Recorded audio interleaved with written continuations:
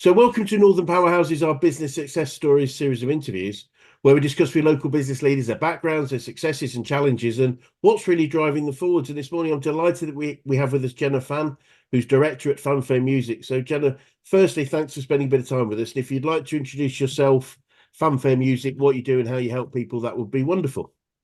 Sure. Well, thank you for having me. My name's Jenna Fan. I'm based in Wakefield, West Yorkshire, and my business is a music school. It's an accessible, inclusive, affordable music school because I believe that music is for everybody. Brilliant. I'm kind of challenging that traditional elitism in music education.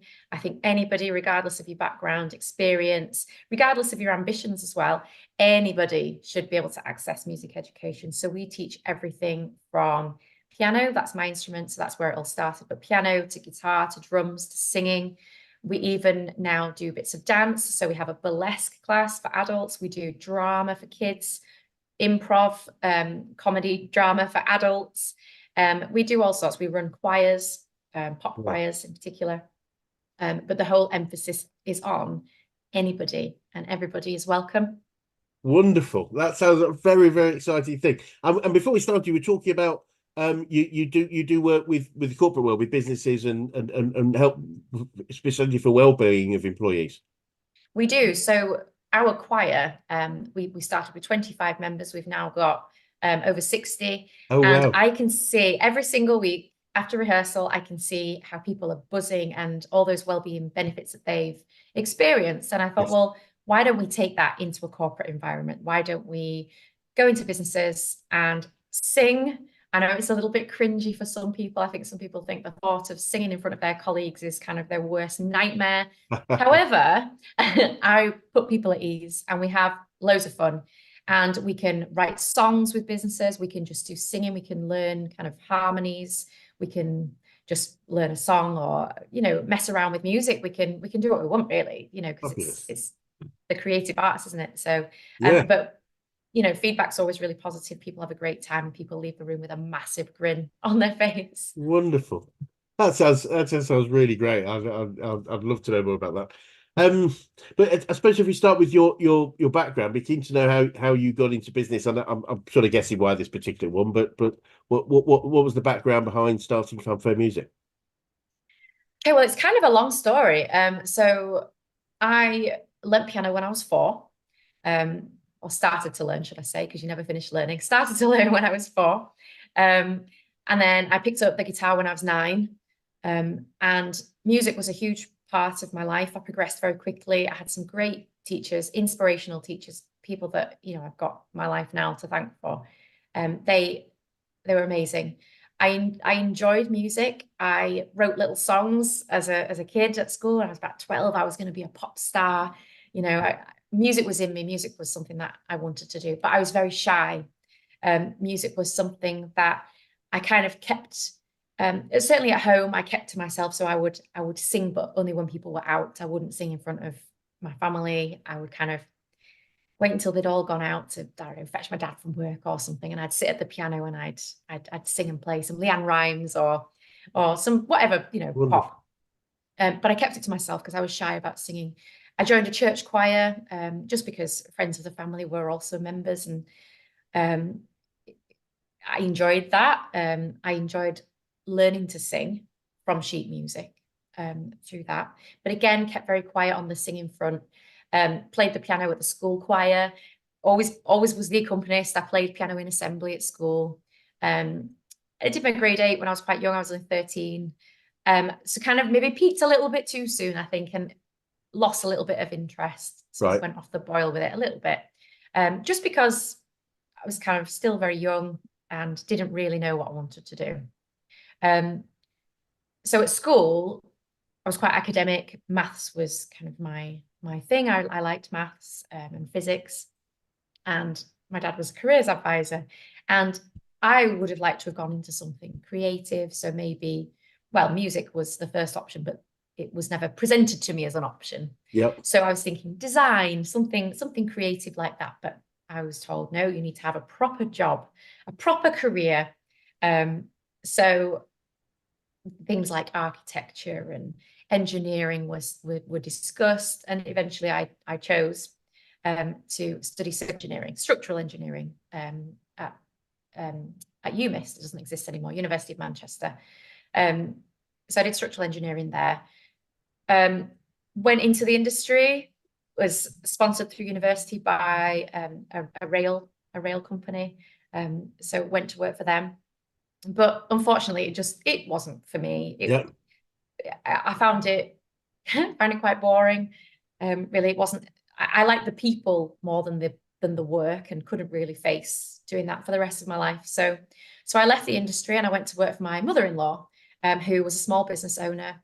She ran Study Links International, so they look after overseas students. Yes. My sister-in-law runs it now, and they're still going. But I worked for her for a couple of years and then stopped work to start a family. So that's 10 years ago. I had my son Harry, and completely stopped work for 4 years while I had all three of my children. And then when my youngest was about 6 months old, I decided, okay, it's time. I need to do something. Throughout my maternity leave, I helped out my mother-in-law a little bit here and there, but I found myself quite bored. I wanted to do things, so I would do online courses. I did a course on nutrition. I did a course on creative writing because I just needed to fill my time. Yeah. It had always been a dream of mine to start a choir, a pop choir in particular, inspired by the likes of Gareth Malone on the TV Boys Don't Sing and those other programs that he did over the years.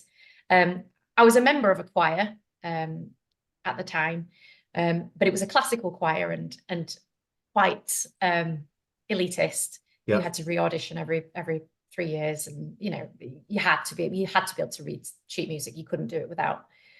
So I wanted to do something that was going to be more accessible, that meant that just anybody off the street could sing and join and have a great time. So Oliver was 6 months old and I started to teach piano to a friend's daughter, and I started a pop choir. So I was absolutely terrified. My first night, I'd advertised on Facebook, like local Facebook groups for a couple of weeks. I'm starting this choir. If you sing in the shower, you're the people for me. You don't need to be able to read music. You don't need to be able to sing. Just come along. We'll have a great time. So I did a campaign for 2 weeks. 25 people turned up on the first night, which I was absolutely overwhelmed with, thrilled to bits, completely chuffed, but absolutely bricking it. Was really scared. All these people are looking at me. And I had to kind of lead, for the first time. I'd been a team leader at work, but everybody's looking to me. Everybody's nervous themselves because here they are, they're out the comfort zone, they've come to sing. And I've got to kind of bring them all together and help them find their voice. And we learned a song. We learned Can't Stop the Feeling by Justin Timberlake. Yeah. A couple of bits of harmony. And everybody had a great time. And the vast majority of people came back. Wonderful. So that was the beginning of the local vocals pop choir. Teaching piano, I just did it from my living room to start with. One student turned into 10, turned into 70. I had to start teaching in groups, small groups. So I had to move my living room furniture to fit 4 pianos in my living room so that I could teach these kids in groups. And eventually I had to take on somebody else to help me. So she came along to help teach some extra groups, after school groups. And then there was the lockdown. Okay, so everybody's suddenly faced with this world that's completely collapsed around them. I had 3 young children to kind of homeschool. So work kind of didn't take a backseat, but admin-wise, that suddenly became my job at 11 o'clock at night once the kids were in bed. And my teaching immediately went onto Zoom. Literally overnight, I flicked a switch, right? Lessons aren't in person, we're on Zoom now. And we kept it going. We maybe lost a handful of students that didn't want to do Zoom. It wasn't for them, but we kept going. Drum lessons weren't possible because of it sort of blocked the sound, so you couldn't do it. Yeah. But I kept 2 choirs going on Zoom. And we just got involved. We just did loads of stuff. So obviously music lessons, I just made sure that I could see them, their piano, their fingers ideally. Sort of positioned my laptop so they could see my fingers and, just move my screen down. Yeah. And we kept it going. And it was a it was a good experience for me, actually. It honed my ear because I couldn't always see people properly. So I had to be able to just by ear know if they were doing it right or wrong, or, you know. So for me as a as a musician, that developed me. So that was quite useful. Choir wise, we joined in with I don't know, Gareth Malone did something on Zoom. Mark DeLissa, pop choral arranger, did a few things. We joined those. We collaborated with a choir in France and a choir in America. Wow. And just built those relationships. The choir, we kept it going. It was a long time. It was a slog to keep going on Zoom. All those little faces in those windows, just listening to me laughing at my own jokes for an hour and a half on a Thursday night. But, you know, we kept it going, and we did virtual performances, and then obviously we, coming out of lockdown, we met. The guidance was very unclear because there was kind of a bit of a concern about group singing, because there was a bunch of singers, a choir, that everybody got COVID. And so then suddenly choirs were like, oh no, you can't do a choir. So we did groups of 6 outdoors. So we went down to the local cricket club. They were amazing. They gave us their spaces around, and we did small groups. Eventually we were allowed to come inside, so we did small groups of 6 inside. So rather than one big group, we did about 7 sessions during the week to keep that going. And then eventually we met as a whole choir outside down at the local rugby club. It was funny because we'd been doing our choir rehearsal, and then the rugby players had been walking, you know, to and fro. It was quite entertaining, but we kept it going. That was the main thing. And it was something that people had every week to come to, and it kept them going. It gave them a purpose. I give them recordings to make. Right, we're going to record this song. Send me your vocal part. I'll stack them all up and make a track. And and then we came back after all the lockdowns had all finished, stronger than ever, and it's just grown ever since then. And we've done some amazing, weird, wacky, wonderful things, because I'm a bit out there. I like to do things that are different. So we tried singing to cows, because somebody told me that cows like music, and that if you sing to cows or play to cows, they'll come and they'll sit down like an audience. And you can sing to them. So we found a farmer, we found a farm, we found some cows. We all turned up summer evening. we did our warm up, our sound check, and the cows, they weren't having it. Off they went. They wanted to go to bed. So the farmer, bless him, he tried his best with his bucket of food to try and coax them back, but they weren't having it. So we sang to a field of midges in the end. But you know, that's the kind of thing that people gel over that. People are like, oh, remember that time when we sang to the cows? And it bonds people together. You give them those kind of different experiences, and people thrive on that. And now, you know, now we call it our choir family. We've started another choir in a different town, but we come together to perform. So we're starting to, you know, grow that community. But just the well-being benefits of singing, it's just amazing. It's worth it. We performed on Saturday night with Skinny Living. So local Wakefield band, they asked for us to go and sing with them. So my choir got to sing on the stage in front of a 600 people crowd, you know, at a gig, which is great. It's great for people. Yeah. So like I say, piano lessons turned into guitar lessons, turned into drum lessons. And then when we moved to our new premises, it meant that it wasn't in my house anymore. We had so much more time available. I didn't have to be in. People, you know, they just had a key and they could go and teach lessons. So we started teaching violin. And then we moved to where we are now. So we renovated it. It took us about a year to renovate this place exactly as we wanted it. So a big group room where we do group piano, we do drama, improvisation, dance from in there. And then 3 small rooms, plus a control room where we do DJ and music production, and we could record people in the main room as well. So that was my dream, was to kind of create this space where people feel creative, they feel able to be themselves, and they feel safe to go wrong and learn from mistakes. Because if I say this to people all the time, if you don't allow yourself to go wrong, you're never going to learn from that. So a safe environment where people feel comfortable to be themselves. And I think we've achieved that. We've got over 200 students now. We Wow. teach 7 days a week. We've got 16 members of the team, teaching team. We teach everything from, yeah, like I say, music production to drums to singing. Incredible. Incredible. What a story. And and obviously you mentioned COVID and the challenges that you faced and how you overcame it. What are the sort of key challenges you had to overcome as you've grown? Um, I guess keeping on top of things, because we are a small business, admin wise, it falls to me. Now I do have somebody who helps me with admin, like responding to emails and invoicing and things like that. But because I teach a lot myself and lead a lot Yes. of sessions, and I'm also a working musician, Yeah.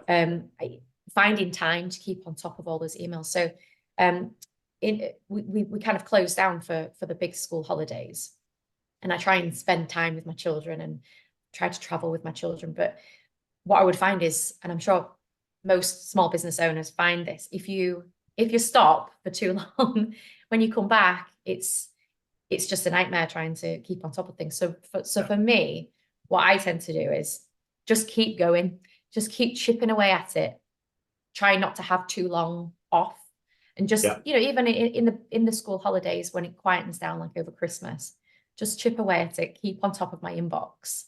For me, that's made it much more manageable, and it's not so intimidating when you come back after Yeah. a break. But I'm sure that's a common thing. Yeah. I mean, it's that classic challenge of if the business, if we're at the point, you get a different stage of business, but the stage when it's very much all about us, that is the challenge, isn't it? We've Yeah. become the center of it all, and potentially the challenge as we grow is become we can become the bottleneck, but Yeah. that's just something to be aware of. And what would you say are the biggest things you've learned about growing a business? It's all about connection with people. It's all about relationships, and it's Yes. about trust, isn't it?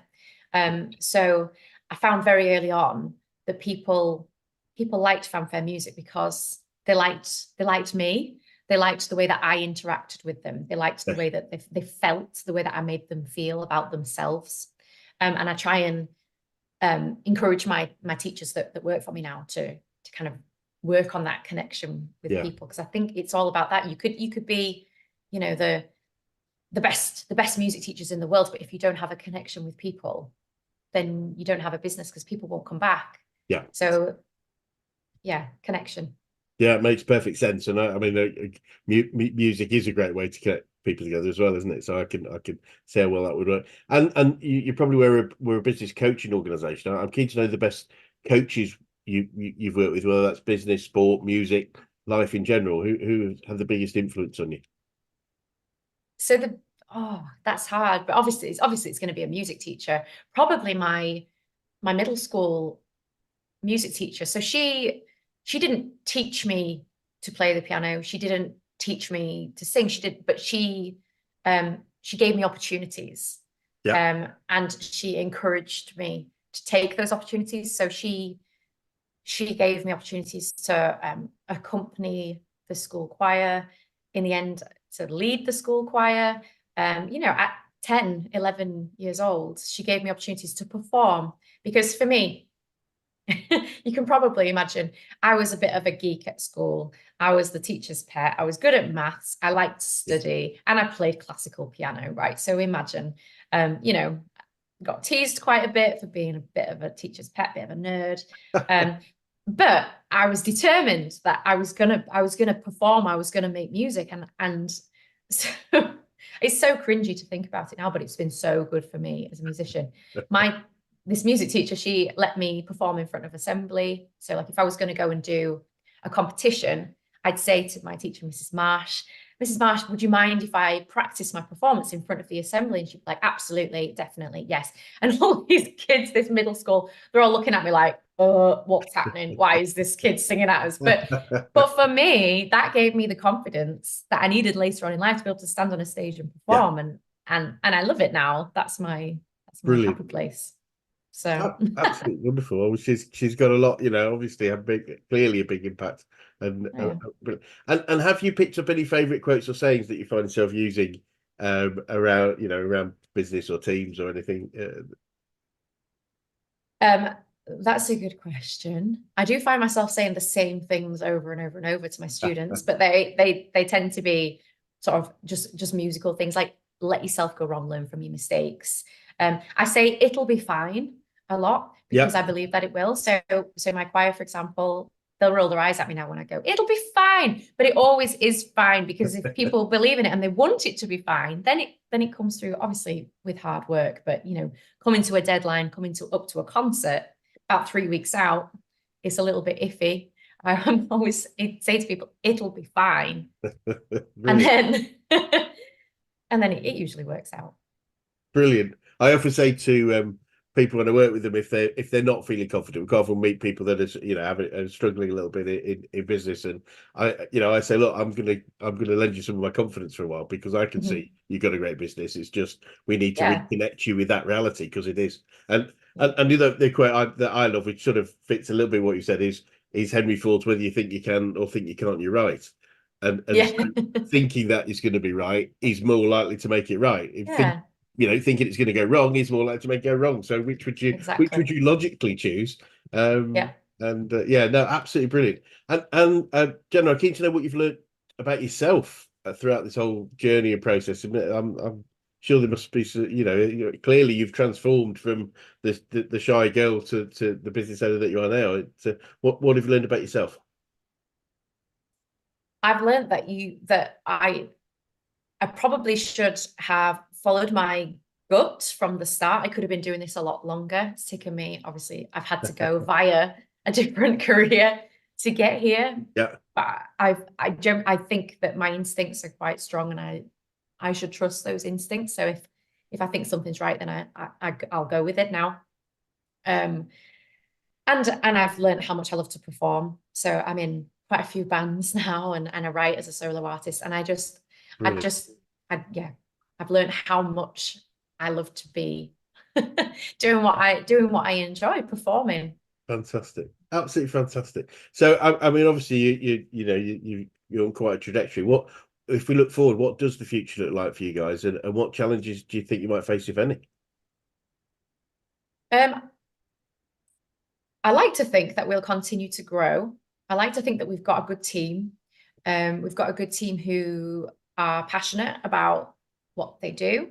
I've fairly regular catch ups with each of my team to make sure that we're all kind of on the same track. But we've got over 200 students now. I like to think that we can grow. I think the challenge will be, if we do grow, like I hope, fitting everybody into the building. Scheduling's already a bit of a nightmare at popular times, because we've only got the 5 spaces. But keeping it passionate and keeping my passion at the center of it all, making sure that everybody believes in what fanfare music is about, which is music for everyone. Yeah. Making sure that doesn't get lost and diluted in the growth. Yeah. No, that makes absolute sense. I think the key thing there is, while as a business grows, as a business owner, we typically need to work a bit more on it than in it. And I appreciate that isn't probably not part of what you want to do, because I know you can see how much you love what you do, but working more on it strategically. And part of that for me is maintaining culture. It's a big thing for owners and leaders of businesses. Our job is to maintain culture. And if you maintain culture, it can, the business can grow. And often, and I would suggest this is probably the case in your case, is that culture is that a strong culture like you clearly have is the reason that you grow so successfully. Absolutely. I mean, if you look at the choir, it is the community aspect of it that has enabled it to grow. People come to choir because they've got their choir mum, or they've got their choir bestie, or they've got their choir family. And people, when we first started, I was very keen that nobody was left out. There was no sort of clickiness. Yeah. And I've made a point of bringing that to people's attention, and I mix people up and get people to talk to random people, and we go out for socials. These days, I often don't have time. I might be gigging while they go to the pub, but they go to the pub and they sing karaoke as a choir by themselves without me, which is great, because that it's going without me needing to be there.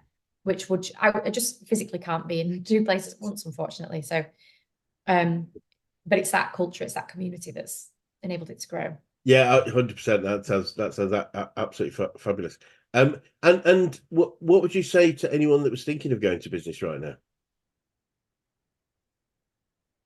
I would say if you're passionate about it and you really, really want to do it, then anything's possible. But I think you have to believe in your product. You have to believe in what you're selling to people. Yeah.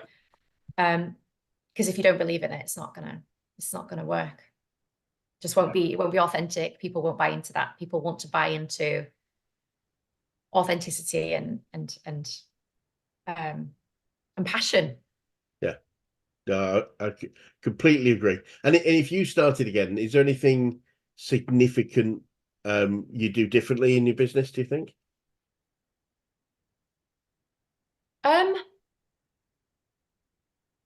That's a good question.